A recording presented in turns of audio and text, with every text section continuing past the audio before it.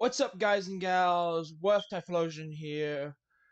Now, this is the revamp of Worth Deku had a draconic portal quirk. I'll be getting the revamped version of Worth Fem Deku could summon the Nightmare animatronics from FNAF 4 in a bit, but for now, let's get into this story. We start with a young green hair boy that is bursting with energy as a green haired woman would sigh looking at the boy as soon as they will be called by the nurses and led into a hospital room. After a bit, a doctor will walk in, smiling at the jittery little boy who is currently sitting, as he will then ask, "So you're here to find out young Izuku's quirk, right?" Inka would nod. "Yes, that is right." The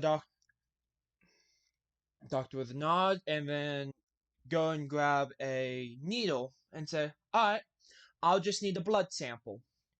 As the doctor would then walk over to Izuku and proceeds to take some of his blood.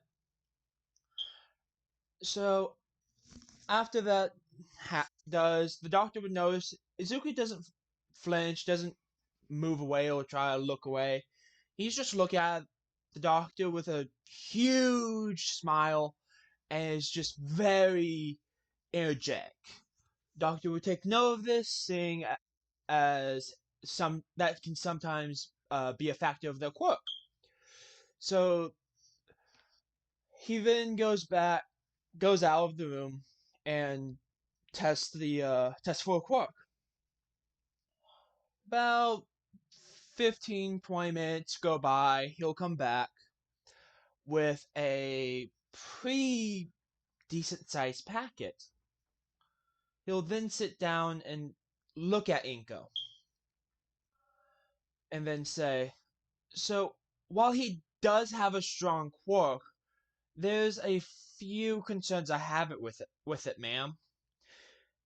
Inko would gotten concerned, looked at him and motioned to continue. He would proceed to continue. His quirk is called Draconic Portal.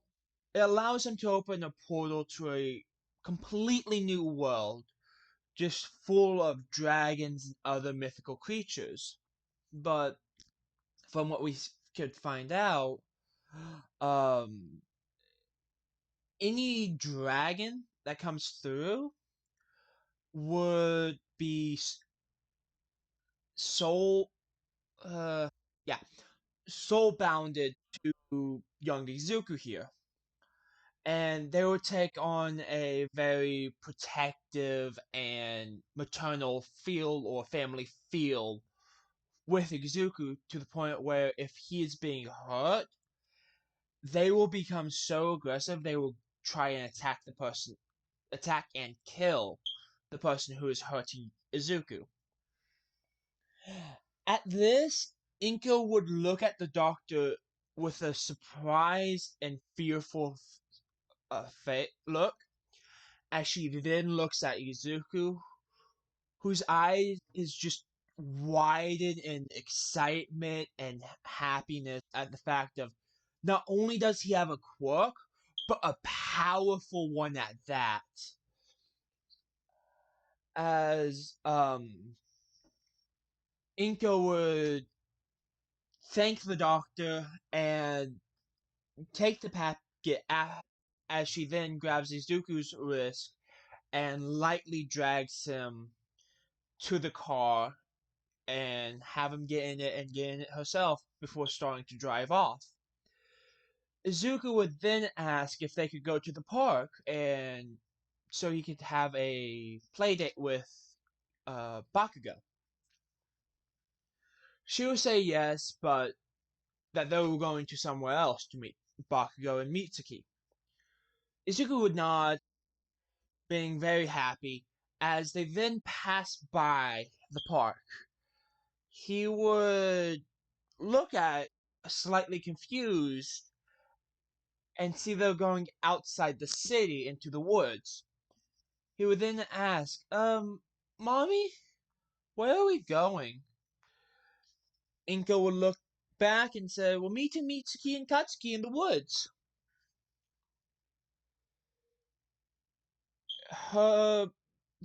She would say that with a bit of fear in her voice, but with how young Izuku is, he wouldn't notice it because of how little there was. But soon they get to a hill corner as she would pull over and stop the car and tell Izuku to get out. Izuku would get out, looking around, not seeing anything, as he would then look to his mother, who tells them that they're going to meet them down the hill a bit into the forest. He would nod, going to the edge of the hill, expecting his mother to be right next to him so he could grab her hand and carefully go down it. But she would walk up behind him and push him down the hill before running back to the car. As Izuku is rolling down this hill, he is scared. He is screaming for his mother to come help him. He is just screaming out of fear and pain as he'll then hit his back against a tree. No, not his back. His stomach against a tree, knocking the wind out of him as he would then unconsciously use his quirk. So a yellowish glaring portal will appear with a view of an entire new world that is just so vast and expansive as a blue sapphire-ish dragon would walk through it and look at young Izuku. It would then look up, hearing the car being turned on, looking at Izuku again, seeing how hurt he is. It would then look back and roar out towards the car, making Inko, who just got in the car and had just started, about to drive off, hear it and send fear throughout her entire being. And as that happens, the dragon would then use its power and make sapphires come out from the ground and stab through the car engine bay and through the driver's seat, impaling Inko onto a stalagmite of sapphire as the car would then explode. The dragon would then look back down to Izuku, lightly pick him up by the back of his shirt, and put him onto its back before walking into the woods. It would walk for about 2 hours before coming to a cave in the side of a mountain. As it gets to it, it will think to itself, this should be a good place to have the child rest and make home. So it will walk into the cave and lightly take Izuku off of its back and lay him down on the ground before going to uh before going to canvas the area of the around the cave and further into the cave just to make sure it's fully safe, and then lining the cave entrance with sapphires and walking into it before making a nest of sorts of sapphires and laying down on it with an eye open and looking at Izuku. Izuku would be passed out for the entirety of that time and and for an extra, let's say, 3 hours. By the time he regains consciousness, yeah, regain consciousness and looks around, saying he is in a cave, he'll look to the side of him and just see this dragon laying on a nest of sapphires, as he would be fearful of this dragon, saying as he doesn't know where he is. He just all he remembers being is rolling down that hill and hitting the tree. So he would then scream out in fear and try to back away from the dragon, as the yelling and screaming of Izuku would wake the dragon, as it would then look at him and then say in a loving, motherly tone, Calm down, child. I am not here to hurt you. I am here to help you and protect you as you grow." Izuku's eyes would widen at the fact that this dragon is talking to him,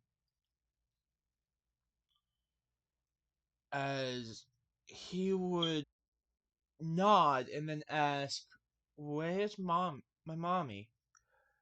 The dragon's eyes would widen at the realization of who she had just killed was his mother not too long ago, and his mother was the one that pushed him down and hurt him.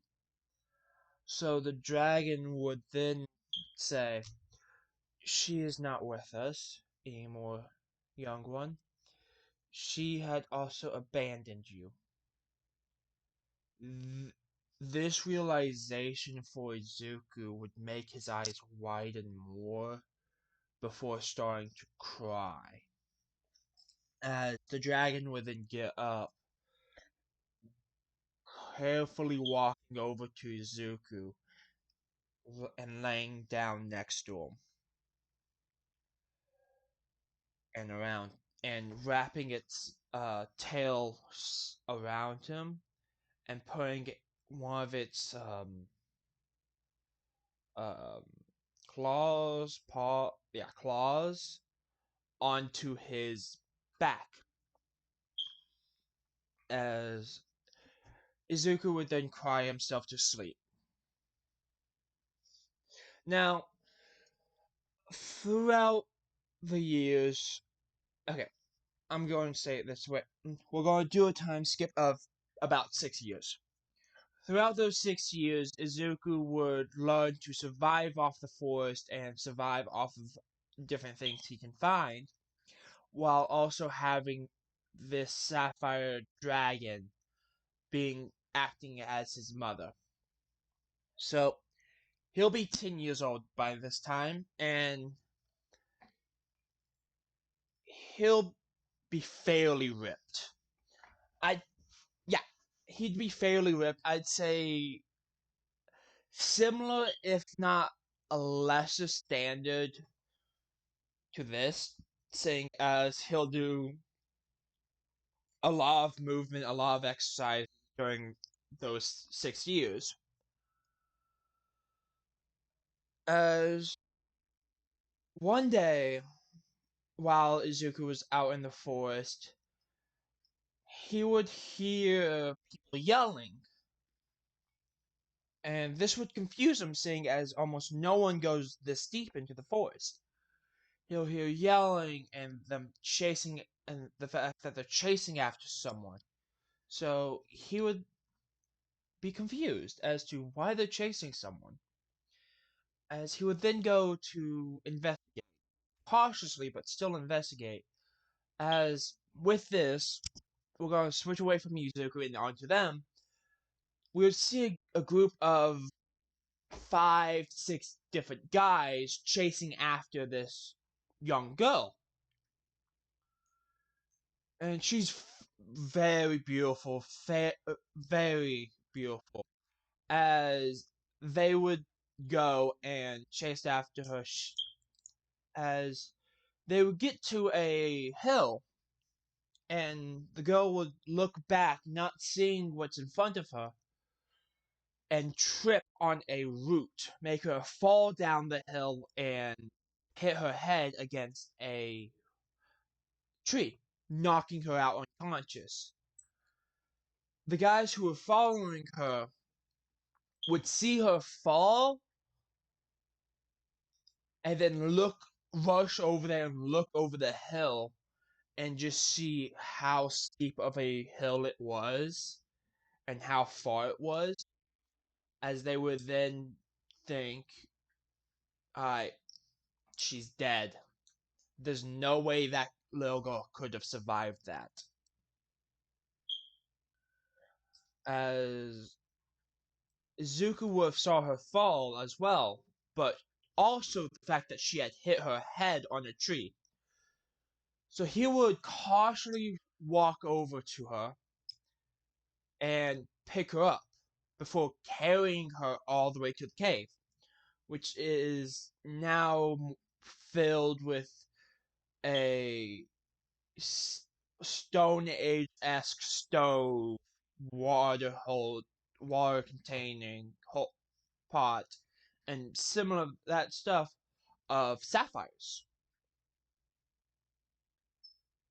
As Izuku would then put the girl down on a bed of leaves and look her over quickly to see if she has any wounds.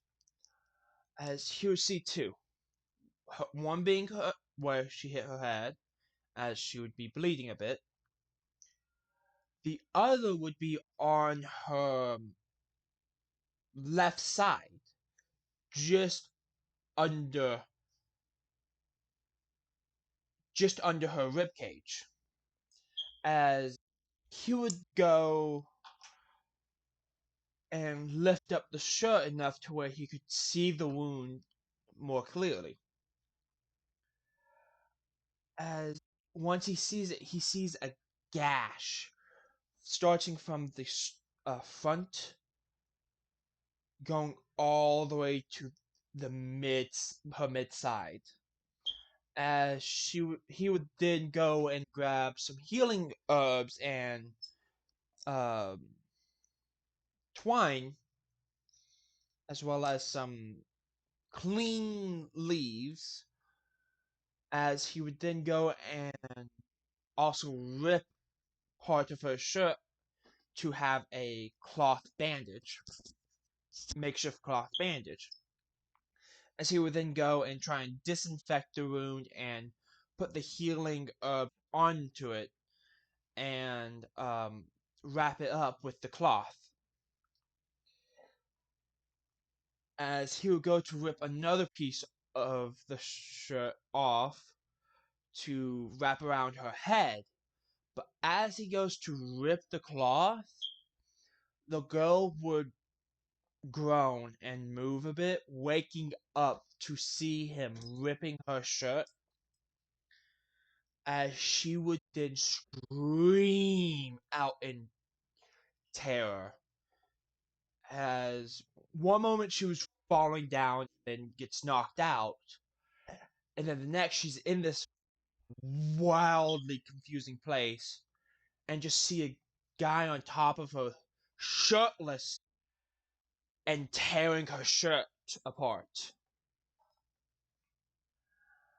As she would then try and push him away, get away from him, and just get as far away from him as she can. Doing this, Izuku would look at the girl in a bit of shock and surprise, like, wait, why'd she scream? I'm trying to help her. He's not understanding why she had done what she did. The girl would have her arms covering her chest, thinking he had torn her shirt up enough to show her chest. as Izuku would look at her and said, "I'm not going to hurt you. I was just trying to patch up your wounds." The girl would look at him before looking down to her side as Izuku had pointed out to her wound, before looking back up at him, still cautiously and still a bit scared, as she would then ask in this fearful tone, "Who, who are you? Where did you take me?" Izuku would look at her and said, "Oh, my bad. I'm Izuku Sapphire, and you're in my home." The girl would look around, seeing there wasn't much around there, but almost everything had a bit of sapphires in it. As Izuku would then ask, "Do you mind if I wrap up that wound on your head real quick?" That's what I was trying to do before you woke up screaming and pushing me away. She would move keep a hand on her chest and move a hand to her head where he had pointed before bringing it back down after feeling blood and seeing blood on her hand, as she would start to hyperventilate a bit due to seeing she is bleeding from her head, as he would then try and get her to calm down. Wait, no, no, no, no, please, please, please, don't aggravate yourself more. You're just going to make it worse. Uh, let me clean it for.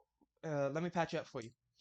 He would then carefully and slowly move over to the girl and start to wrap her head with the cloth he had torn off and tied it off, making sure it was firmly on there and was keeping um, her from losing any more blood and from gaining an infection from it.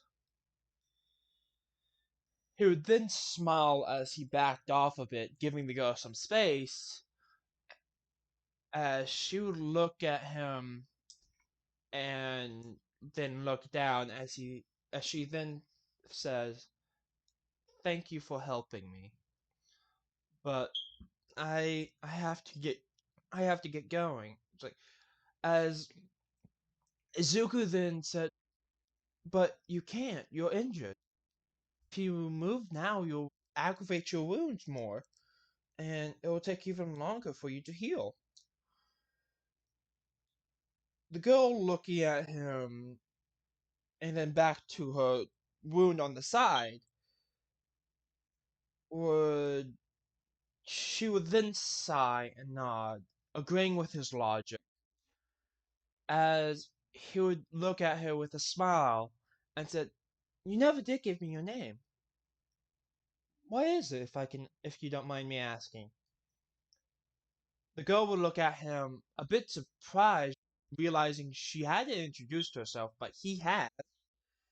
She would then say, "Oh, my apologies. My name is," and that's where I'm going to leave this episode off. I like cliffhangers, so for the first episode, I'm gonna leave it off at cliffhanger. This one, down in the comments, type who you think this girl is, and I will say this now: she is the love interest of this story, and you might influence who it could be, but I already have a idea of who I'm going to have this girl be. So I hope y'all had enjoyed it. I hope y'all interested in the continuation of this series. I will be typing up and recording the FNAF 4 female Deku soon. And I hope you all are looking forward to both of these series continuing. Have a good day or night. Like, subscribe, and have the good rest of your day.